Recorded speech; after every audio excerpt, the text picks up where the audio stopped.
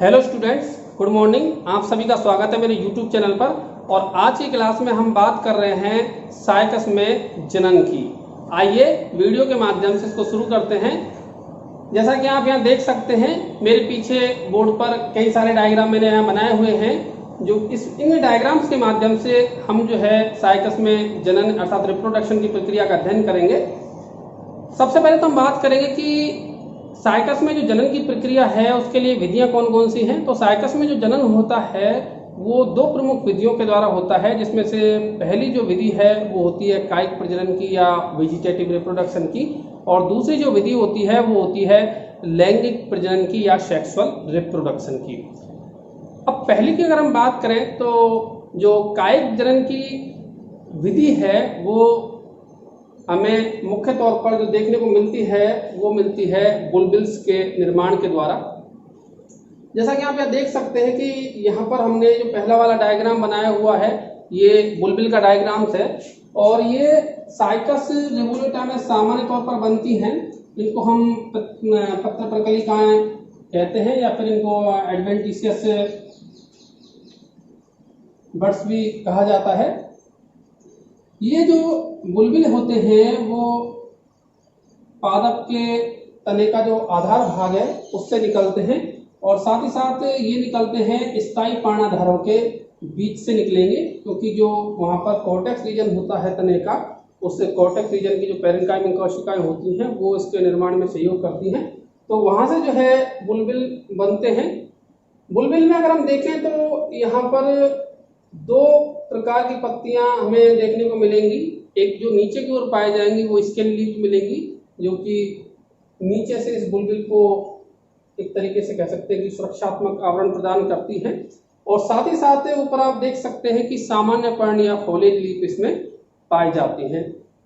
तो ये जो बुलबिल निर्माण है वो साइकस रिवोल्यूटा में जनन की एक सामान्य विधि है, जिसके द्वारा जो है कायिक जनन पादपों में देखने को मिलता है। साथ ही साथ जो है साइकस सर्सिनेलिस में अंतःपुष्टारी द्वारा भी जो है कायिक जनन देखने को हमें मिलता है। अब हम बात करेंगे जो दूसरी प्रमुख विधि है जनन की। डियर स्टूडेंट्स, जैसा कि हम सभी जानते हैं कि जो साइकस है वो एक विषम थैलिक प्लांट्स है, और साथ ही साथ हम कह सकते हैं कि इसमें नर और मादा जो पादप हैं वो अलग अलग होते हैं, और दोनों पर ही जो है नर और मादा जननांगों का निर्माण जो है अलग अलग पौधे पर यहाँ पर देखने को हमें मिलता है। अगर बात करें नर पौधे की, तो नर पौधे पर जो जनन संरचनाएं बनती हैं वो नरशंकु बनते हैं, और ये जो नरशंकु हैं ये माइक्रोस्पोरोफिल से बनेंगे। ठीक इसी प्रकार अगर बात करें फीमेल प्लांट्स की, तो फीमेल प्लांट्स पर जो है मेगास्पोरोफिल का निर्माण होता है, और ये मेगास्पोरोफिल्स जो हैं यहाँ पर आपको फीमेल प्लांट्स में शीर्ष भाग पर देखने को मिलेंगे। तो आइए शुरू करते हैं। सबसे पहले हम बात करेंगे नरशंकु की। तो नरशंकु, जैसा कि हम जानते हैं कि नरशंकु जो होते हैं वो मेल प्लांट्स पे लगते हैं। आप डायग्राम में देख सकते हैं कि ये जो पादप है उसमें ये नरशंकु लगा हुआ है। नरशंकु जो होंगे वो नर पादप के शीर्ष पर लगते हैं, अर्थात जो तने की जो शीर्ष विद्युतक कोशिकाएं होती हैं वो इसके निर्माण में काम आती हैं। नरशंकु में आप देख सकते हैं कि ये जो है लीज से घिरा हुआ होता है, और नरशंकु जो है वो अगली वाली जो कोशिकाएं हैं उनसे इसकी वृद्धि होती है। ऐसी जो वृद्धि होगी उसको हम सिम्पोडियल ग्रोथ कहते हैं। नरशंकु बनने के बाद में ये जो कोशिकाएं होंगी पार्श्व से वृद्धि करेंगी, और ये जो शंकु होगा वो पार्श्व स्थिति में आ जाता है। अगर हम शंकु की संरचना की बात करें तो आप देख सकते हैं कि जो शंकु होता है ये काफी बड़े आकार के होते हैं साइकस में। अगर हम कहें कि वनस्पति जगत में सबसे बड़े शंकु जो मिलते हैं नरशंकु वो साइकस में पाए जाते हैं। इनकी जो लंबाई है वो 10 से लेकर के 30 सेंटीमीटर तक हो सकती है।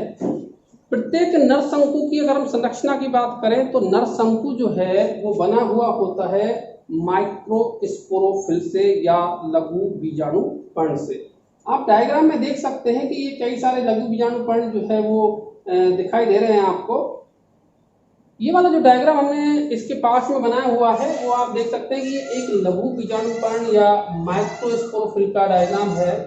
तो इस तरीके के माइक्रोस्पोरोफिल जो है वो शंकु में लगे रहते हैं और ये इस शंकु की जो केंद्रीय अक्ष है, यहाँ पर बीच में जो केंद्रीय अक्ष पाई जाती है, उस केंद्रीय अक्ष पर ये सभी इस ग्रंथ के द्वारा संलग्न रहते हैं।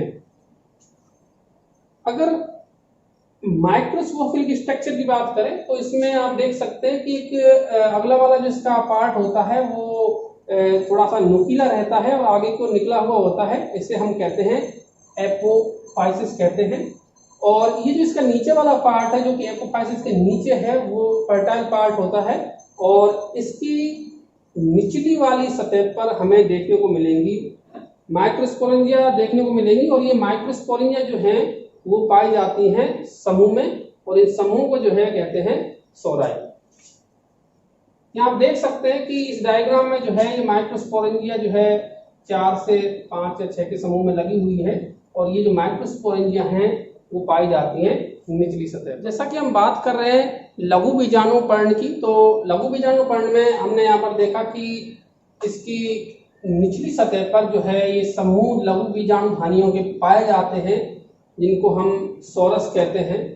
ये प्रत्येक जो सौरस होगा इसमें 4 से लेकर के 6 लघु बीजाणु धानियां पाई जाती हैं जो कि एक सेंट्रल पेपिला जिसको हम इंड्यूशियल पेपिला भी कहते हैं उससे इंड्यूशियम से निकलती है और साथ ही साथ इस इंड्यूशियम से जो है यहाँ हेयर्स भी जो है आपको निकले हुए दिखाई देंगे जो कि लघु बीजाणु धानियों के बीच में पाए जाते हैं।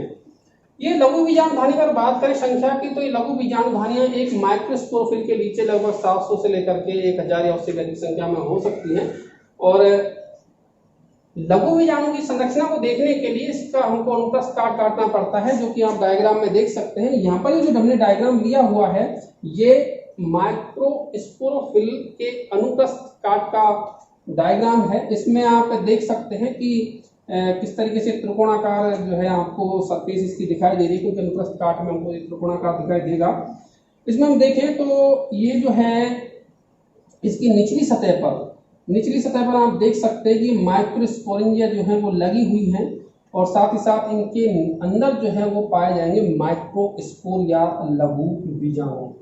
ये यहाँ पर हमने जो लिखा हुआ है वॉल ऑफ स्पोरेंजियम, ये जो है माइक्रोस्पोरेंजिया की भित्ति है जो कि 3 पार्ट से या 3 भागों से मिलकर बनी हुई होती है।